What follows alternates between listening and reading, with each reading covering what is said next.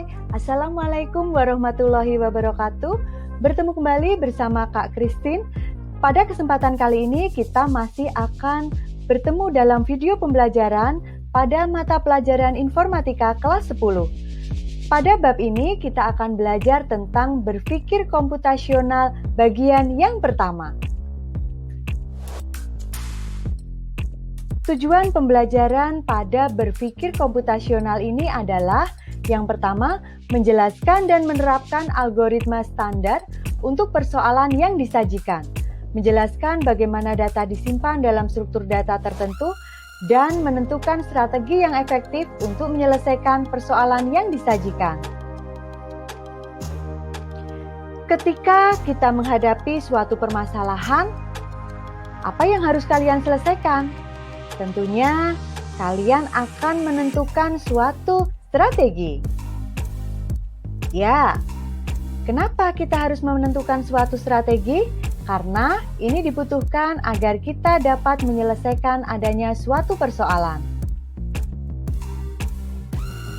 Kita akan coba melihat peta konsep yang digunakan dalam berpikir komputasional. Di antaranya adalah ada dua, algoritma dasar dan struktur data. Yang mana terkait di sini akan kita lihat bersama, yaitu searching, sorting, stack, dan queue.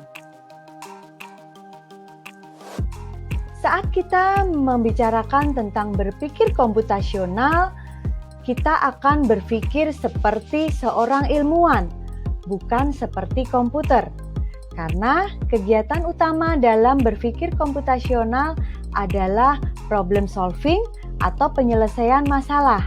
Hal ini digunakan untuk dapat menemukan solusi yang efisien, efektif, dan optimal, sehingga solusinya nanti dapat dijalankan oleh manusia maupun oleh mesin. Dengan kata lain, kegiatan dalam berpikir komputasional ialah mencari strategi untuk mengatasi persoalan. Kalau kita berbicara tentang berpikir komputasional, kita akan membicarakan tentang 4 fondasi dalam berpikir komputasional, yaitu yang pertama, abstraksi, yaitu menyarikan bagian penting dari suatu permasalahan dan mengabaikan yang tidak penting, sehingga akan memudahkan fokus kepada solusi. Kemudian yang kedua adalah algoritma, yaitu menuliskan otomasi solusi melalui berpikir algoritmik untuk mencapai suatu tujuan. Jika langkah yang runtut ini diberikan ke komputer dalam bahasa yang dipahami oleh komputer, maka kalian akan dapat memerintah komputer mengerjakan langkah tersebut. Kemudian yang ketiga adalah dekomposisi dan formulasi persoalan sedemikian rupa, sehingga dapat diselesaikan dengan cepat dan efisien, serta optimal dengan menggunakan komputer sebagai alat bantu. Persoalan yang sulit, apalagi besar, akan menjadi mudah jika diselesaikan sebagian secara sistematis. Dan yang keempat, dalam 4 fondasi berpikir komputasional adalah pengenalan pola persoalan, generalisasi, serta mentransfer proses penyelesaian persoalan ke persoalan lain yang sejenis. Kalau kita membicarakan sesi yang pertama ini, kita akan tidak lepas dari yang kita istilahkan dengan pencarian. Seperti nampak pada video yang ada di layar, seorang anak kecil sedang mencari sesuatu, ataupun ada orang sedang berusaha mencari-cari permasalahan-permasalahan yang ada melalui notebook atau melalui laptop dan perangkat yang dimilikinya. Masalah pencarian dapat dibuat lebih formal, dan kita akan bisa melihat elemen apa sih yang ada dalam pencarian. Kita akan coba cermati bersama.